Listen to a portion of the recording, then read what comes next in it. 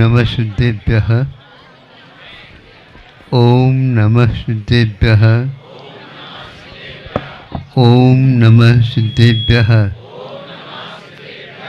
अहिंसा परमो धर्म की। आचार्य गुरुवर श्री कुंद कुंद भगवान की। हेलो। आचार्य गुरुवर श्री ज्ञान सागर मुनि महाराज की। आचार्य गुरुवर विद्यासागर जी महाराज की।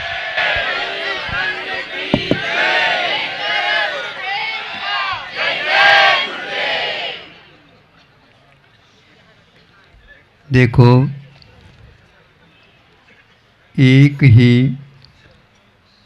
सरोवर पर तटों में दो प्राणी यानी पक्षी आपको देखने को उपलब्ध होते हैं। ध्यान दीजिए कि हम वहाँ पर बैठे हैं सरोवर के तट पर। वहाँ पर दो पक्षी आते हैं और वे भी बैठ जाते हैं तालाब के कम पानी में। बैठने का मतलब वो खड़े हो जाते हैं। एक शांत भाव के साथ उस ओर नज़र रख रहा है जहाँ पर अपना उसका खाद्य है। दूसरा भी वह नज़र रख रहा है। एक ही पैर से एक पैर को ऊपर किया है और एक पैर को नीचे किया है। खड़ा है। ऐसा लग रहा है कि वह तपस्या कर रहा है। तप अनेक प्रकार के हुआ करते हैं, तो वह भी कर रहा है। करते करते करते वह ऐसा कर रहा था कि नज़र बिल्कुल उसकी स्थिर वहीं पर थी। कब वह मछली आए और उसको हम उठा ले। अब दूसरी ओर दूसरा है। इन दोनों को परीक्षित करना सामान्य व्यक्ति का काम नहीं है। दोनों चोंच वाले हैं। दोनों लंबी गर्दन वाली हैं। दोनों के पैर अपने समान हैं। दोनों के पंख उड़ने के लिए अपने समान हैं। देखने को दूध से धुले हुए से दोनों हैं। एक भीतर से भी दूध से धुला हुआ है, वहीं पर रह रहा है, किंतु मछली की ओर उसकी दृष्टि नहीं है। और दूसरे दो पक्षी है बगुला, जिसका नाम है, वह बार बार मछली की ओर देख रहा है। वहीं पर मोतियां हैं, लेकिन मोतियों की ओर उस बगुले का कोई ध्यान नहीं है। किंतु वहीं पर दूसरी ओर जो हंस बोला जाता है, जब कभी भी संत लोग किसी का उदाहरण देते हैं, मायाचारी के लिए बगुला प्रसिद्ध हुआ है और सात्विक जीवन जीने के लिए अन्य खाद्य मिलते हुए भी उसको छोड़ करके दया का पालन करता हुआ वह मूर्ति को ही चुगता है। चाहे भले ही उपवास हो जाए तो भी वह मोती की ओर दृष्टि रखता है। इसको परमहंस भी बोलते हैं। ऐसे सात्विक जीवन जीने वाला कि भावों के ऊपर जीवन चलता है। आप भले ही बाहर से सफ़ेद वस्त्र पहनो तो भी भीतर के परिणाम और भिन्न वर्ण वाले भी हो सकते हैं। बुरा नहीं मानना भैया, उदाहरण ही ऐसा है, हम क्या करें। लेकिन आप भी समझते हैं कि महाराज हमारा ऐसा ही चलता है।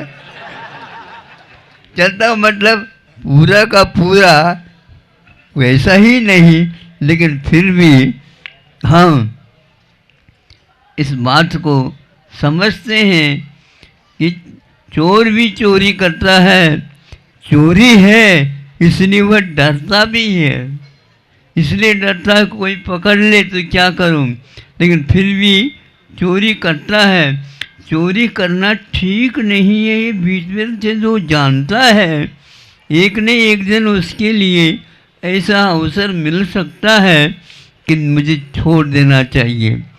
उसी प्रकार यह चल रहा है तो मोती मिलेगा तो लेऊंगा, नहीं तो नहीं लेऊंगा। मछली मेरा खाद्य नहीं है। इसी प्रकार आप लोगों को समझना चाहिए। संतों ने, ऋषियों ने बताया है कि हमारे जीवन में कष्ट होता है, लेकिन हम श्रम करें और सात्विक मोती का निर्माण करें, फिर उसका सेवन करें।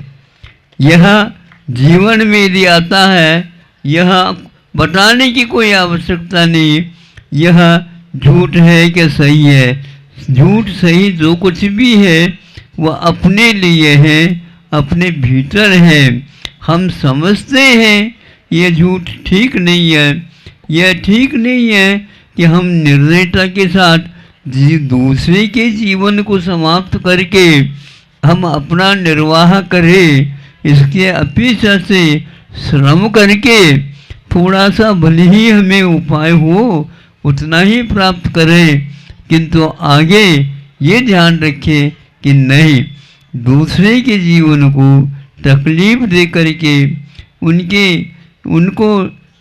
उनके ऊपर दया न करके उनको कष्ट पहुंचा करके हम अपने जीवन जीना नहीं चाहेंगे। तो ऐसी स्थिति में आप उनको कुछ भी सहायता नहीं भी पहुंचाओ तो भी वह आपके प्रति हमेशा हमेशा प्रेम भाव, वात्सल्य भाव, मित्रता रखेगा। इस मित्रता में जो सुख शांति आपस में सब दोनों को मिल जाता है वो दुनिया की निधि मिलने से नहीं मिल सकता है। ऐसे प्यार जो है एक प्रकार से जड़ का नहीं किया जाता है। ये जो वस्तु है इन वस्तुओं का नहीं किया जाता है, किंतु प्यार, मित्रता, वात्सल्य, आत्मीयता यह दूसरे व्यक्ति के व्यक्तित्व से किया जाता है।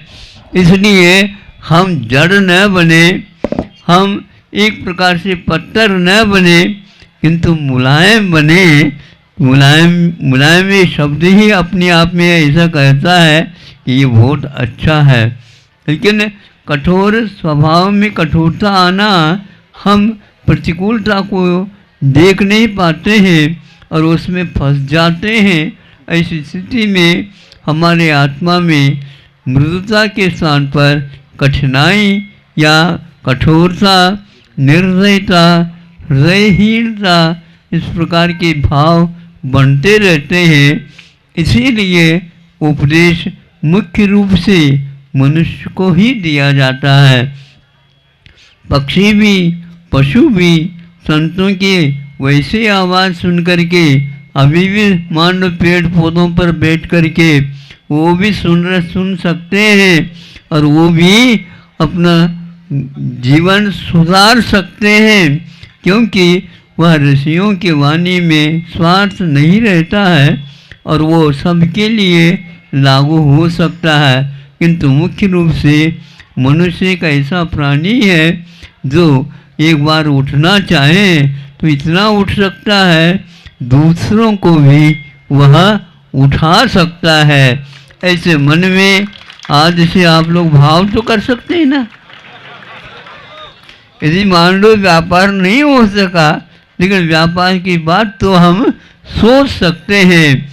जो व्यक्ति सोचेगा, सही सोचेगा, सही दिशा में सोचेगा, एक अवश्य उस परिणामों के माध्यम से अच्छे कर्मों का बंध होता है और बंध होगा तो निश्चित रूप से बीज बोएगा, उसी के अनुसार फल भी उसे मिलेगा।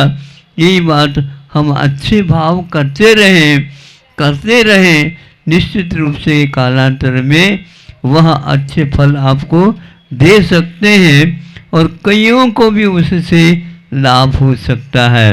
ऐसे लाभ हो, ये बगुला और हंस, इन दोनों की कथा आप लोगों ने सुनी होगी, किंतु विचार करिए अपने जीवन में वह परमहंस बनने का हम प्रयास तो कम से कम करें, भावों से, वचनों से, फिर इसके उपरांत अपने तन से, मन से और वचन से यह इस प्रकार के भाव भाते रहो।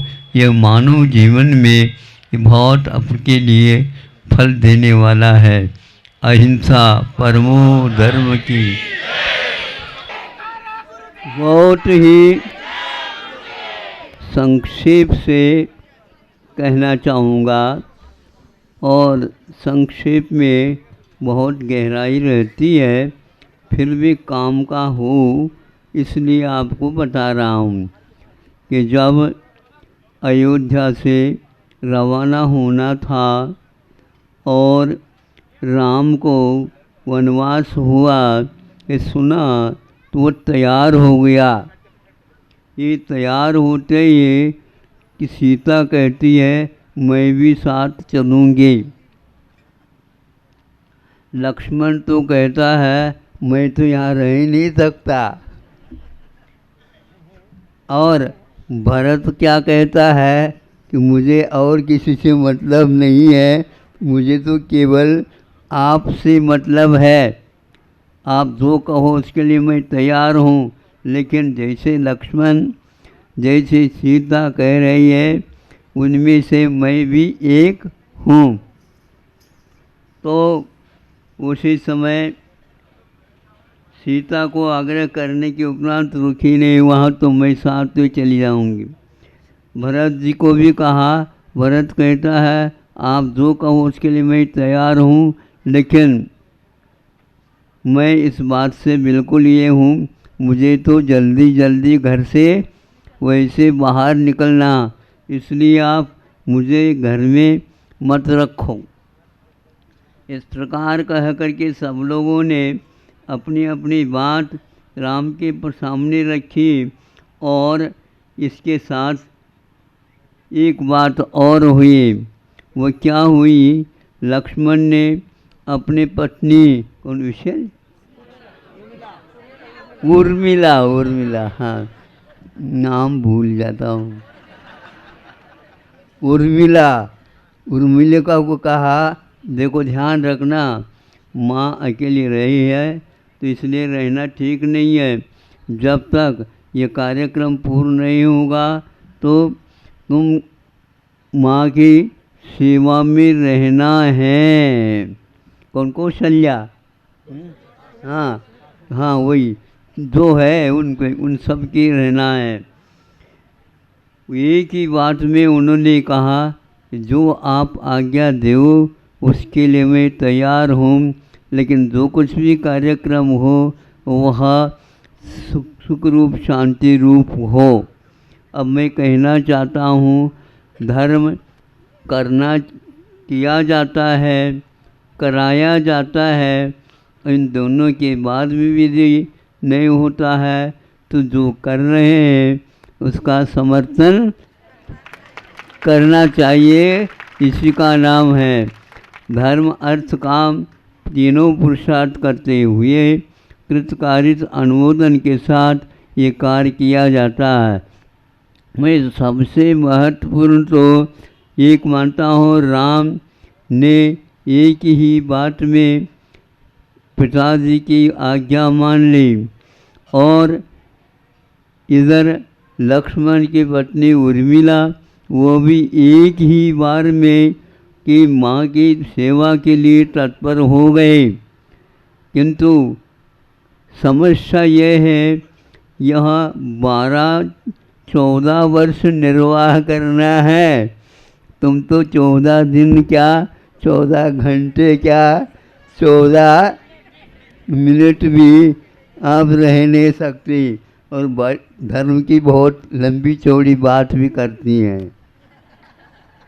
इस प्रकार इसको संक्षेप से मैं समझता हूँ, यहाँ पर आप लोग आए हैं करने के लिए, धर्म करने के लिए, लेकिन जिन्होंने आपको भेजा है उसका हिस्सा आपसे भी ज़्यादा है और अनुमति देने वाला वह भी उसमें हिस्सा लेने वाला है। और यदि आप लोग अभिमान करोगे हम धर्म कर रहे हैं, उसमें हिस्सा घटना है। कौन सा है इसको याद रखना, काम किसका आता है। इसलिए संक्षेप से कृत, कार्य और अनुमोदन ये तीनों ही धर्म को कमाते रहते हैं। वह बहुत ही एक प्रकार से मर्मज्ञ माने जाते हैं। अहिंसा परमो धर्म के। आप लोगों को सुनने में आया हो, पढ़ने में भी आया हो, तो एक चिंतनीय विषय होता है कि ऐसा क्यों हो रहा है।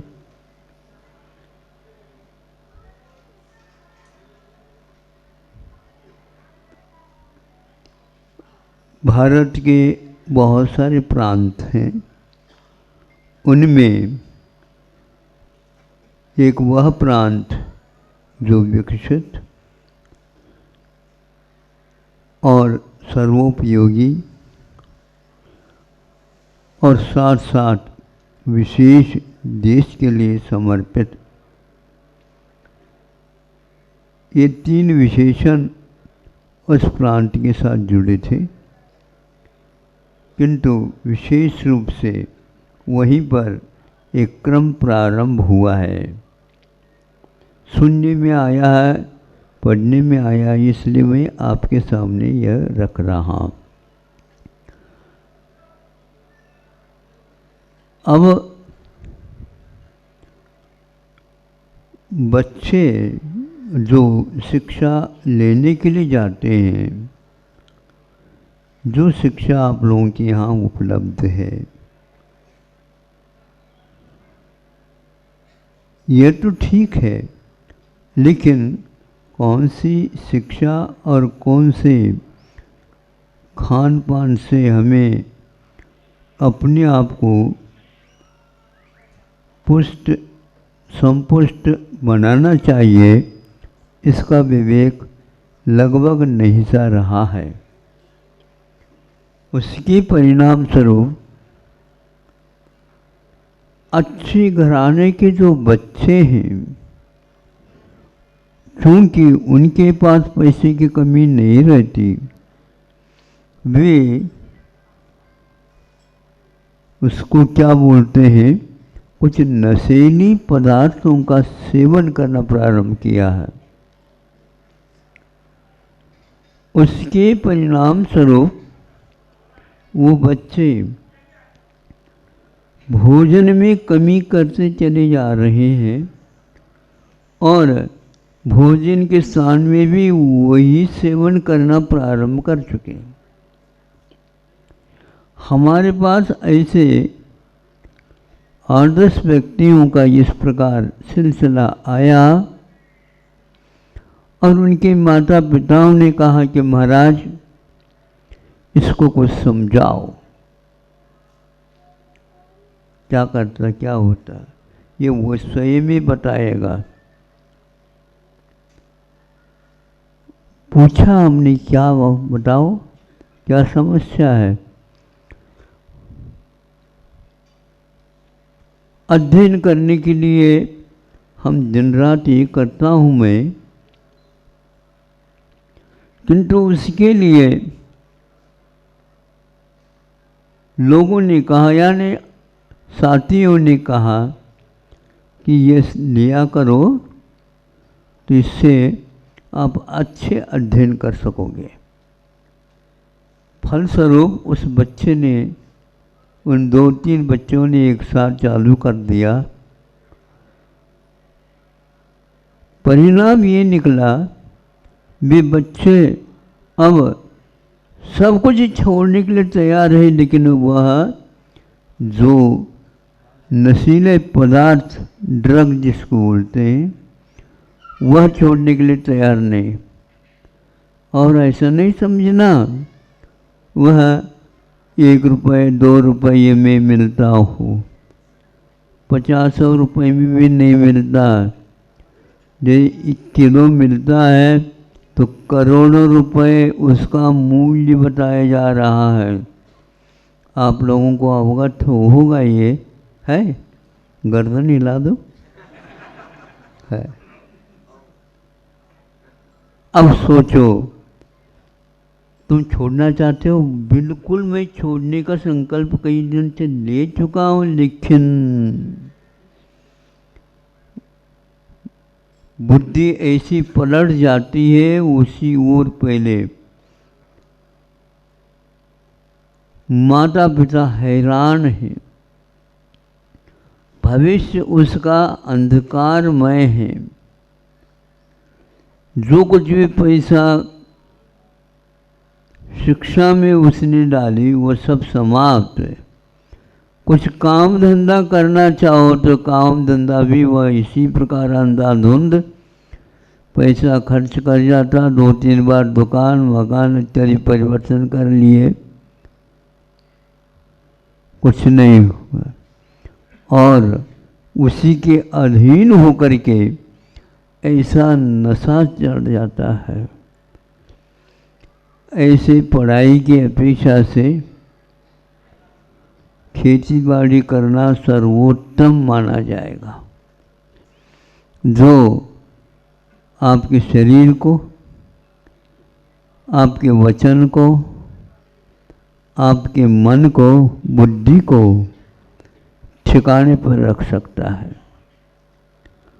छोटी छोटी नशीला पदार्थों का सेवन करना तो क्योंकि घर में रहते नए बच्चे पढ़ने के लिए अन्यत्र भेजे जाते हैं, विद्यालयों में यह वातावरण बन जाता, उनको स्वतंत्रता मिलती है।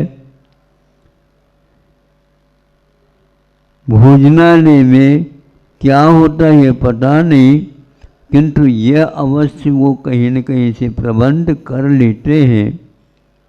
अब हम कैसे कहेंगे, शिक्षक शिक्षिकाएँ इसको प्रेरित नहीं करते हैं, लेकिन इतना तो कहा जा सकता है कि जिसके द्वारा हमारी बुद्धि भ्रष्ट होती हो, बुद्धि जिस ओर काम करना चाहिए वो नहीं होते हो, तो इसका कालांतर में शिक्षा का कोई प्रभाव नहीं आएगा। अब यदि शिक्षा के बिना भी हम रहना चाहें तो भी नहीं पाते, इसी प्रकार के कोई न कोई व्यसन आएगा। इस आदिवासी इलाका में भी वह धीरे धीरे जो कमाने वाले होते हैं, जितने कमाते उससे 12 आना तो वह खर्च इन्हीं पदार्थों के सेवन में करते हैं। घर के संचालन करने वाले महिलाएं इससे त्रस्त हो जाते हैं, लेकिन पुरुषों का बहुत अच्छा चलता है, इसलिए उसके सामने कुछ कह नहीं सकते। किंतु घर यदि चलाते हो आप, बच्चों का देखभाल और उनकी शिक्षा आदि, तो पति को भी आप लोगों को अवश्य देख लेना चाहिए।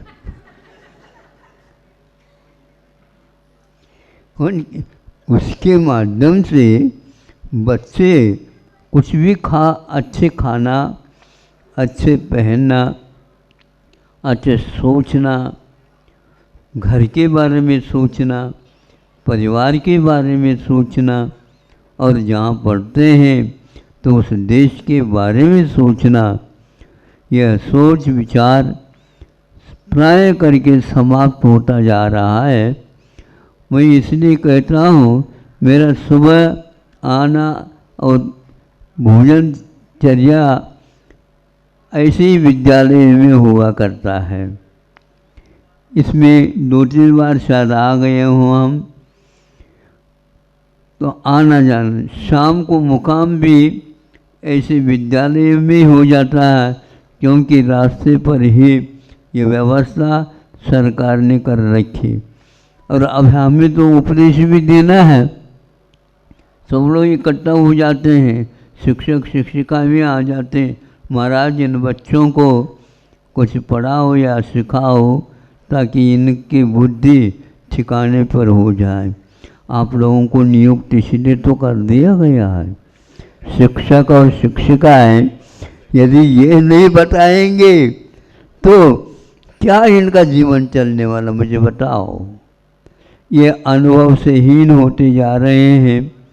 शिक्षा का अर्थ अनुभवहीन होना नहीं होता, किंतु अनुभव जिसके जीवन में आ जाता है, समझदारी आ जाती है, योगी का विवेक जागृत हो जाता है, उसको शिक्षा बोलते हैं।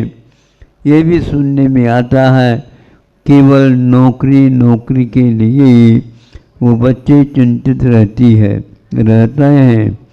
ऐसी स्थिति में वह ये बताना अनिवार्य होता है कि मैं अपनी जिंदगी को किस प्रकार स्वाश्रित बनाए, पराश्रित न बनाए, श्रम के साथ उसको चलाने का उद्यम करें, और जो एक प्रकार से विकलांग हैं, बुद्धि थोड़ी कम चलती हो, उनके लिए भी मैं अपना जीवन सहयोग अवश्य दूँ। ऐसे सात्विक विचारों का जो मन में उत्पन्न विचार होते हैं, ये उस शिक्षा के, पवित्र शिक्षा के ही एकमात्र फल होता है। ऐसे यह शिक्षक शिक्षिका आप लोगों को मिले हैं, यह अवश्य ही राष्ट्र के लिए उत्तम नागरिकों को बनाने का अमोघ शस्त्र मानता हूँ। शस्त्र 2 प्रकार के काम करते हैं, एक बुद्धि को भी और एक वतन को भी और एक चेतन को भी, दोनों को भी वहाँ एक प्रकार से सहयोग मिलता है। इसलिए इतना ही कहना चाहता हूँ, सर्वप्रथम बच्चों को व्यसनों से दूर रहना चाहिए, समय पर भोजन पानी आदि लेना चाहिए, और बुद्धि का भी विकास हो इस प्रकार की संगति भी करना चाहिए, जिससे हमारे जीवन में एक प्रकार से पराश्रित होने का अवसर प्राप्त होता हो, उससे दूर रहना चाहिए। और विशेष रूप से हम दूसरे के जीवन में कहाँ तक उपयोगी सिद्ध होते हैं, ऐसी शिक्षा के माध्यम से हमारे जीवन को हमें बनाना चाहिए। यही एकमात्र उपदेश का सार है। इसलिए कि कई बच्चे जिसको बोलते हैं आवेग में आ रहे हैं और वे बुद्धि से हीन होते जा रहे हैं, विचारहीन होते जा रहे हैं, बच्चों तनाव में आ रहे हैं और माता पिताओं से भी बिछुड़ रहे हैं। अंत समय में जिन्होंने अपने लिए जीवन दिया है उसके लिए यदि काम में नहीं आएंगे तो माता पिता आप लोगों के पीछे से क्या सोचेंगे, क्या विचार करेंगे, आप बताओ। आपका तो अंधकार में जीवन हो जाएगा, फिर आपके लिए कौन पूछेगा। योग्य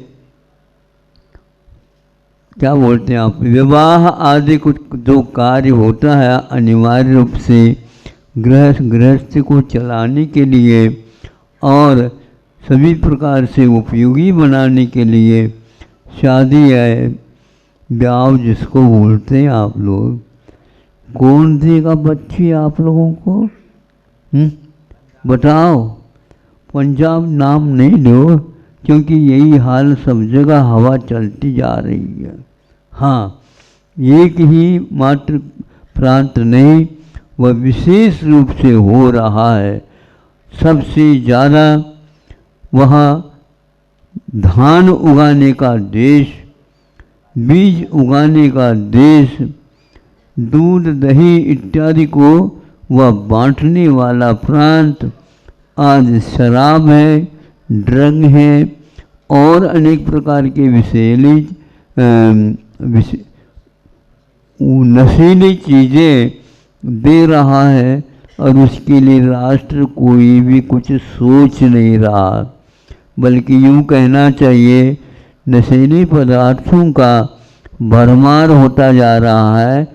मुझे कहने के लिए कहा गया है, इसलिए तो मैं बेहिचक कुछ कहना ही चाहता हूँ आप लोगों से, क्योंकि आप ही लोगों को तो हम कहेंगे, और किसको कहेंगे बताओ? कहेंगे? कह ले। इसलिए आप लोगों का कर्तव्य रहता है, यदि इसको आप नहीं रोकेंगे तो आप देश के लिए कुछ भी नहीं सोच रहे। महाराज सरकार को कह दो, सरकार को बनाने वालों को कहूँ कि सरकार को कहूँ?